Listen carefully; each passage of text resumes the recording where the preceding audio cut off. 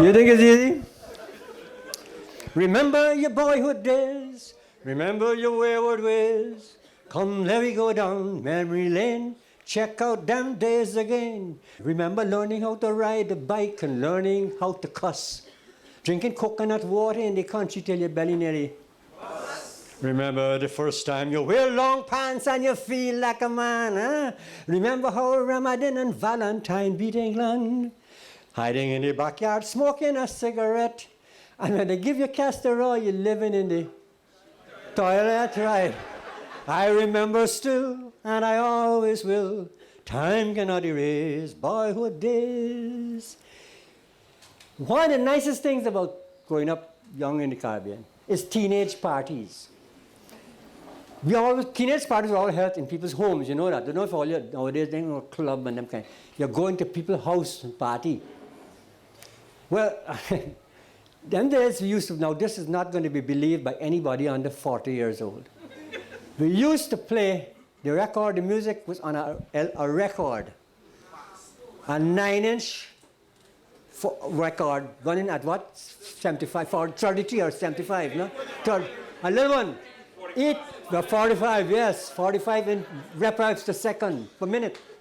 It's about this thick and about 2 pounds. You see it fall on the ground, it break a brang.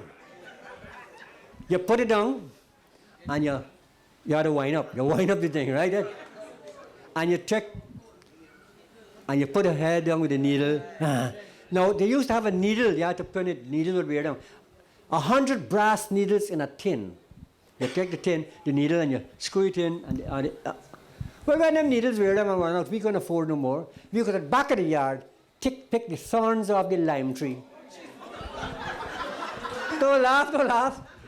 The difference of the sound between a thorn and a brass needle, I can tell you how.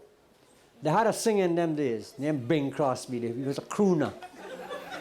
Bing Crosby, with a metal needle, sung like this. I'm dreaming of a white Christmas. You see with a thorn? I'm dreaming of a white Christmas. Ba, ba, ba, ba, ba. With tonal difference. You hear it?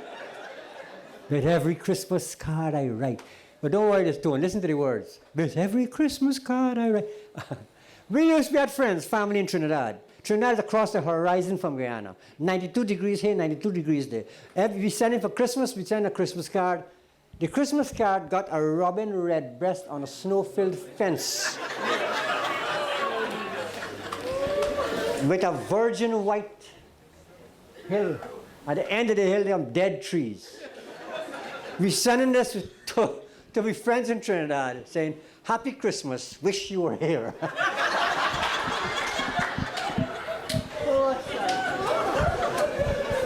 Now, speaking about Bing, my father, they used to call him Bing, Corsbie, same thing. After he reached about 60 years old, he grew a little goatee beard. He's a short guy, goatee beard thing. And people used to say he looked like Colonel Sanders of KFC, Kentucky Fried. Except that my father was the color of Colonel Sanders fried chicken. So different. So different. Let me forget. This teenage parties at a house, they always had an aunt, never an uncle. An aunt standing by the last light switch. Because she knew that if a man switched that, darkness and teenage hormones don't mix well. Dance suddenly get closer. So we dancing. Now in those days, let me tell you, we dance romantic. They tried to tell us we're too young to really be in love. They say that love's a word.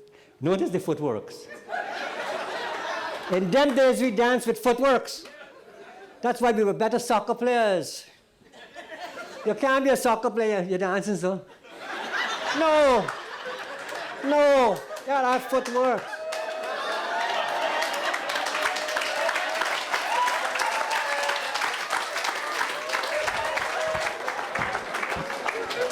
footworks, my darling. Only you can make my dreams come true. Da da da da da da da da da da. Only you, you are my destiny. You see the foots? Huh?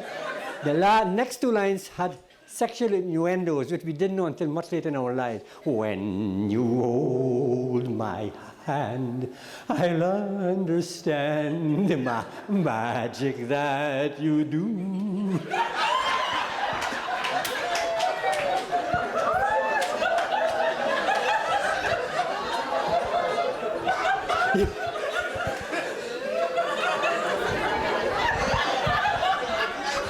I haven't finished the thing now.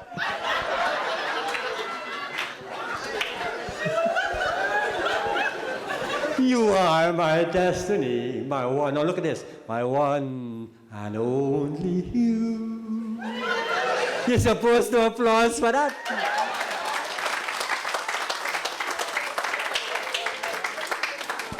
Now let me tell you. We used to watch Hollywood film, right? Hollywood black and white film in them days. And we used to see band dance and thing. So we say, we can do bar dance too. So we buy a plaid shirt, jeans, and you put straw in somebody's living room, and you're in a bar dance. Because in Guyana, if you go into a real barn, you're up to here and, you know what? That's why we were known as the third world.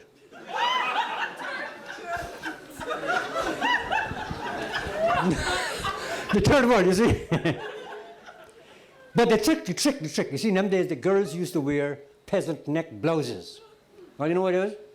Yeah. It starts from here, and it goes so, and about 1/8 of an inch, that's all you're seeing.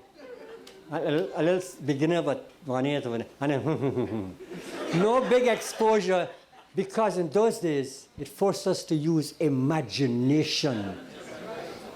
And very often our imagination was much better than the reality, but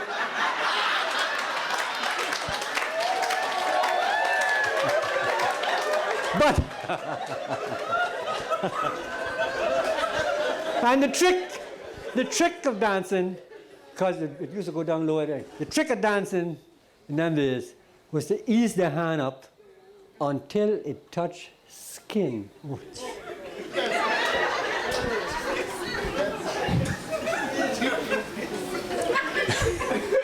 You see, when you're 15 or 16 years old, that's a serious thing. Let me tell you how serious it is. In St. Stanislaus College, in schools in them days, high school, you didn't wear long pants till you get into sixth form. You're about 15 and a half, 16 years old. You're wearing short pants. But we didn't mind, because as youngsters, boys, walk into school, we want the short pants, we walk in with bunks in so to let the girls see the calves, you know? We bunks in. Now, you're going to school, right? And the Ursuline convent girls, the rule was that their the skirts must go just to the bottom of the calf, right? No higher. So, you're walking to school, I remember walking to school, and Rosita Gavaya passed on her bicycle, riding away from me. And the wind takes the breast, and I see the back of Rosita Gavaya's knee. The only thing could save me, let me tell you, they had a geography book called World Geography by Dudley Stamp. Anybody remember that? It was a green book about this thick. And every boy used to walk to school with and you wonder why?